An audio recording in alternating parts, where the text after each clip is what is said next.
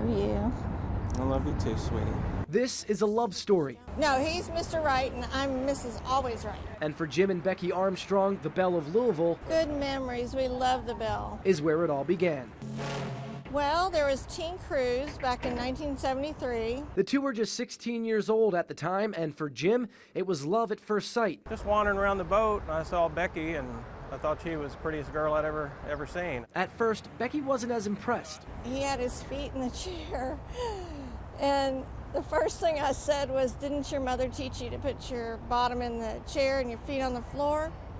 And he said, get out of my face or go away or something. But during the cruise, something happened. The two began to flirt, and Becky started to come around. And he was pretty sharp looking, you know. I could tell that by his shoes, this sounds funny, but I could tell by his shoes that he had good taste. When the cruise was over, Jim mustered up the courage and asked for her number. And I said, if you want it bad enough, you'll find it.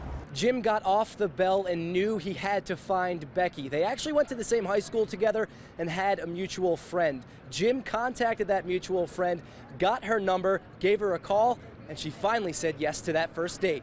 If I recall, she didn't really ask me where we were going, but I took her to a field party. You know, back in those days, we used to get a keg and go out in the field and have a big party. From that day on, Jim just knew.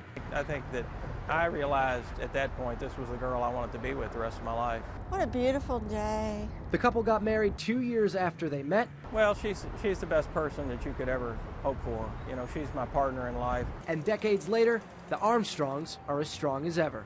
He's great. He makes me laugh every day. Me kiss. I love you. I love you too. Reporting from the Belle of Louisville, Tim Elliott, WLKY News.